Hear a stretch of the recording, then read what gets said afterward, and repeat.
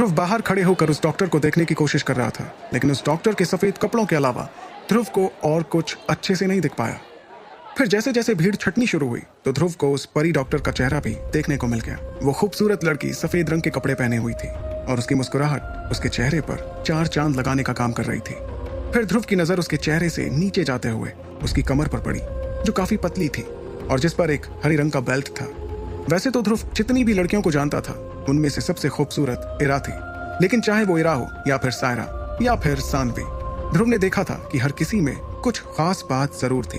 वो ध्रुव का ध्यान अपनी ओर खींचती थी और फिलहाल ध्रुव के सामने खड़ी लड़की की खास बात उसकी पतली कमर थी। ध्रुव खड़े खड़े उस डॉक्टर को देख ही रहा था कि अचानक दुकान का दरवाजा खुला और अंदर से दुकानदार बाहर आया और ध्रुव को देखकर हंसने लगा। फिर हंसते हंसते उसने ध्रुव से कहा, ये डॉक्टर परी हैं, इन्हें हमने काम पर इसलिए रखा है क्योंकि एक तो ये काफी पॉपुलर हैं और तो और सिर्फ इनकी वजह से अबाबा के योद्धा आधे दामों में तिलस्मी जानवरों के मुख्य इलाके तक जाने को तैयार हो जाते हैं और कुछ योद्धा तो एक दूसरे से इनके लिए लड़ भी लिया करते हैं। दुकानदार की ये सारी बात सुनकर ध्रुव को थोड़ी हैरानी हुई, क्योंकि उसे लगा था कि ये डॉक्टर शायद कोई हकीम हो। यही सोचते हुए ध्रुव ने दुकानदार को देखते हुए कहा, लेकिन उस इलाके से जड़ी बूटी तोड़ने के लिए तो किसी हकीम की जरूरत पड़ती होगी ना। वैसे तो एक डॉक्टर को भी एक तरह से एक हकीम माना जा सकता था, लेकिन काबिलियत के मामले में वो किसी भी हकीम से कमजोर होते थे। वो दवा तो बना सकते थे, लेकिन उस दवा को किसी हकीम जैसे निखार नहीं पाते थे, जिस वजह से उनकी बनाई दवाएं ज्यादा असरदार साबित नहीं होती थी। आमतौर पर डॉक्टर की बनाई दवा का दाम भी कम होता था और शायद यही वजह थी कि हर डॉक्टर मनी मन हकीम बनना चाहता था। यहाँ तक कि कुछ डॉक्टर तो जिंदगी भर हकीम बनने की कोशिश करते रहे, लेकिन फिर भी कभी हकीम नहीं बन पाए, क्योंकि उनकी मूल शक्ति या तो हकीमों से अलग हुआ करती थी या फिर उन्हें हकीम बनने का सही रास्ता नहीं मिला था। बाहर की भीड़ देखकर तो ध्रुव को ऐसा लग रहा था कि लड़की जरूर कोई हकीम होगी, लेकिन तभी दुकानदार ने हंसते हुए आगे कहा, अगर हकीम बनना इतना ही आसान होता तो लोग हकीमों की इतनी ज्यादा इज्जत नहीं करते जितनी अभी करते हैं। ये सुनकर ध्रुव ने आगे कुछ पूछने की सहमत नहीं उठाई और वो चुपचाप उस सफेद कपड़ों वाली लड़की को देखने लगा जो चलते हुए उसकी तरफ ही आ रही थी। फिर वो लड़की चलते चलते दुकानदार को एक मुस्कुराहट देकर सीधे दुकान के अंदर चली गई। लड़की के जाने के बाद वो दुकानदार भी अंदर चला गया, लेकिन ध्रुव उस कांच के दरवाजे से डॉक्टर परी को लगातार देखे जा रहा था। उसने देखा कि वो लड़की अपनी जगह पर आकर बैठ गई और फिर अपने घायल मरीजों को देखने लगी।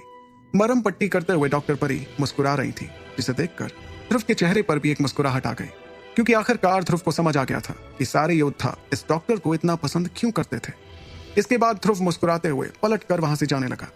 अबाबा की गलियों में चलते चलते ध्रुव ने अपना सिर ऊपर करके आसमान की तरफ देखा, जो अब धीरे धीरे अंधेरे की चादर ओढ़ने लगा था। इसलिए ध्रुव ने फैसला किया कि रात बिताने के लिए उसे आसपास कोई जगह देख लेनी चाहिए। तभी उसे एक होटल दिखा और ध्रुव तुरंत उसके अंदर चला गया। वहां जाकर उसने एक कमरा किराए पर लिया और फिर वो उस कमरे के अंदर चला गया। कमरे में पहुंचकर ध्रुव ने गहरी सांस लेते हुए सबसे पहले अपनी पीठ पर से वो बड़ा सा काला पत्थर निकालकर फर्श पर रखा और तभी विदुर ने अंगूठी के अंदर से कहा, ध्रुव, मैंने तुम्हें कहा था ना कि तुम्हें आराम करते हुए भी पत्थर को अपने पास ही रखना है। ये सुनकर ध्रुव ने थोड़ा चिड़चिड़ाते हुए उस पत्थर को उठाकर बिस्तर के बगल में रख दिया, जहां वो लेटकर थोड़ा आराम करने के बारे में सोच रहा था। वैसे तो विदुर की इच्छा थी कि ध्रुव उस पत्थर को भी अपने साथ बिस्तर पर रखे, लेकिन ध्रुव की थकान को देखते हुए उन्होंने पत्थर को बिस्तर के पास ही रहने दिया। फिर बिस्तर पर लेटते ही ध्रुव ने महसूस किया कि पत्थर को अलग करने की वजह से उसके रोम रोम में शक्तियां बहने लगी, जो दिन भर पत्थर की वजह से कम होती जा रही थी। धीरे धीरे ध्रुव को अपने अंदर शक्तियों की नदी सी बहती हुई महसूस हुई और फिर उसने एक गहरी सांस ली। उस शक्ति के एहसास से ध्रुव इतना खुश हो गया कि उसकी आंखों से खुशी के आंसू निकलने ही वाले थे। फिर ध्रुव ने पलटते हुए अपनी अंगूठी रगड़नी शुरू की, जिसमें से उसने वो पीले गुलाब का रस निकाला जो उसने थोड़ी देर पहले ही खरीदा था। फिर ध्रुव ने ध्यान से उन बोतलों में से खूनी गुलाब के रस वाली बोतल निकालते हुए उसे एक छोटे से सफेद डिब्बे में रख दिया और सारे सामान को उसने एक बार फिर स्टोरेज अंगूठी में डाल दिया। उसके बाद उसने मनी मन खुद से बात करते हुए कहा, अब जो मेरे पास खूनी गुलाब का रस आ गया है तो मुझे अब सिर्फ 2 और चीजों की जरूरत है, बर्फीली घास और रैंक 4 की बर्फ शक्ति वाला पत्थर।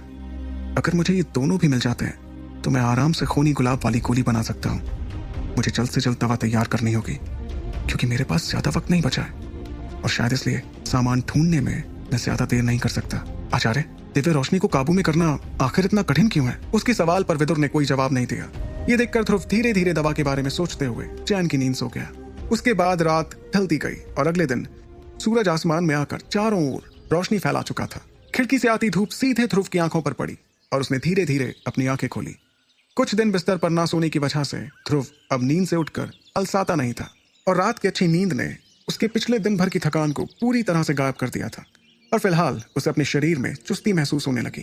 बिस्तर से उठकर ध्रुव काले पत्थर के पास गया और फिर वो उसके सामने पालती मारकर बैठ गया। ध्रुव ये बात तो समझ चुका था कि शक्तियों को ट्रेन करने के लिए सुबह का वक्त सबसे अच्छा होता था, लेकिन पत्थर की वजह से उसकी ट्रेनिंग उसे ऐसी महसूस हो रही थी जैसे वो किसी नदी की उल्टी धारा में नाव चला रहा था, और अगर उसने अपने हाथ चलाने बंद किए तो वो बहते हुए अपने लक्ष्य से बहुत दूर चला जाएगा। इसलिए ध्रुव जान गया था कि कामयाब होने का सिर्फ एक ही तरीका था, और वो तरीका था लगातार कोशिश करते रहना। जमीन पर बैठकर ध्रुव अपनी सांस अंदर बाहर करने लगा, जिससे धीरे धीरे उसकी शक्तियां उसे घेरने लगी और किसी घड़ी की तरह आगे पीछे होती रही। कल की भारी मेहनत के बाद ध्रुव का शरीर किसी स्पंज की तरह हो गया था, जो इस वक्त शक्तियों को अपने अंदर तेज रफ्तार से सोख रहा था।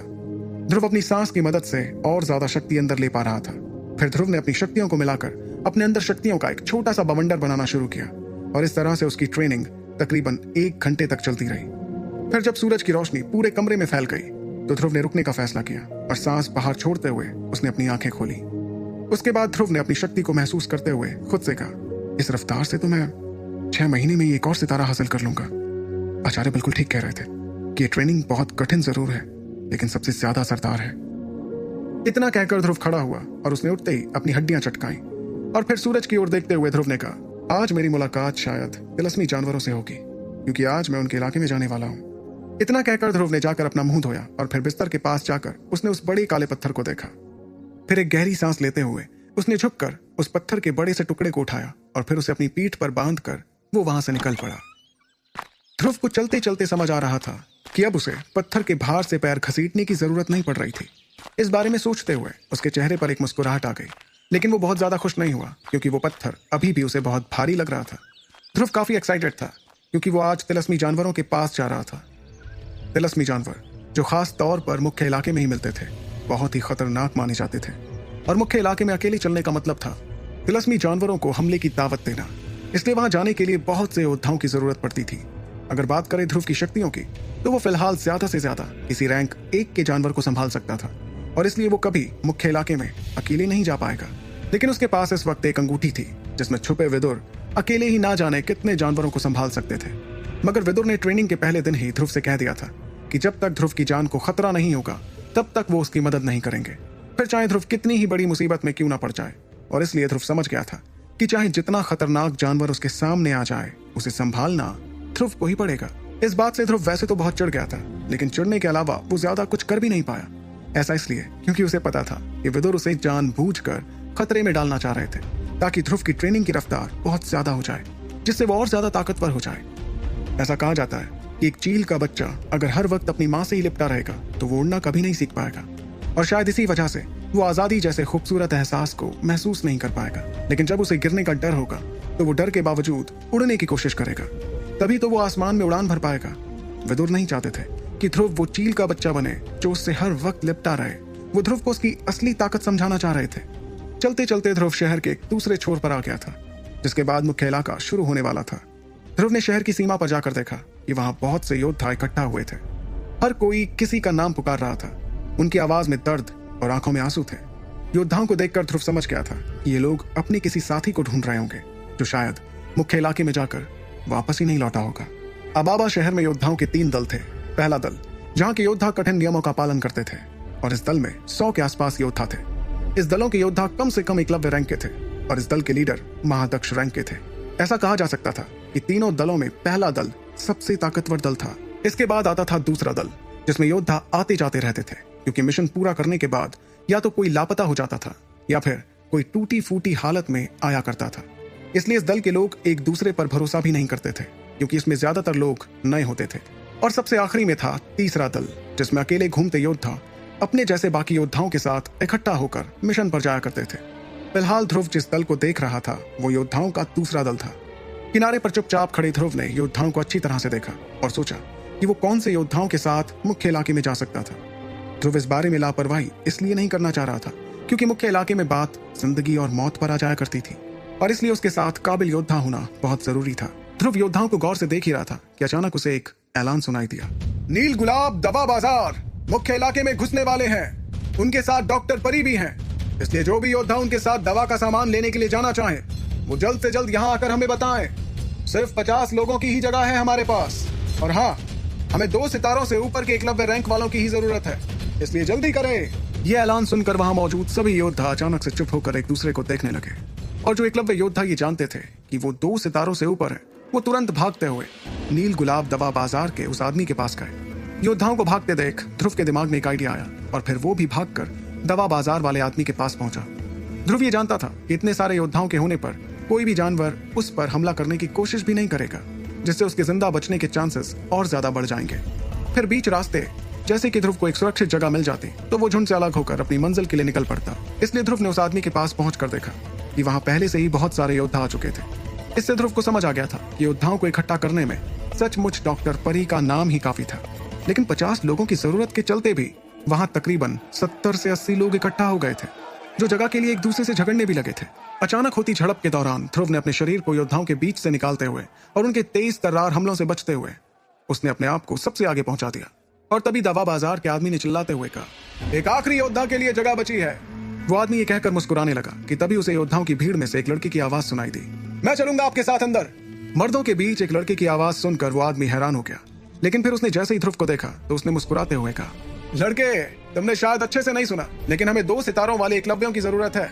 ये कहकर वो हंसने लगा, क्योंकि उसने ये बिल्कुल नहीं सोचा था कि एक जवान लड़का इतना ताकतवर भी हो सकता था। लेकिन ध्रुव ये सुनने के बाद भी आगे बढ़ता रहा। लेकिन कुछ योद्धाओं ने उसे देखकर उसका मजाक उड़ाते हुए कहा, अरे ये लड़का किसका खो गया इधर, अंदर जाने की बात कर रहा है, दाढ़ी के बाल तो आए नहीं है और शेर की खाल निकालने चले। और तभी किसी और योद्धा ने ध्रुव को हाथों से रोककर पीछे धक्का देते हुए कहा, पीछे हटो बच्चे, हमारा वक्त इस तरह जाया मत करो। ये बात सुनकर भी ध्रुव ने योद्धाओं को नजरअंदाज किया और वो चुपचाप आगे आते हुए एक पेड़ के पास जाकर खड़ा हो गया। तो क्या ध्रुव जा पाएगा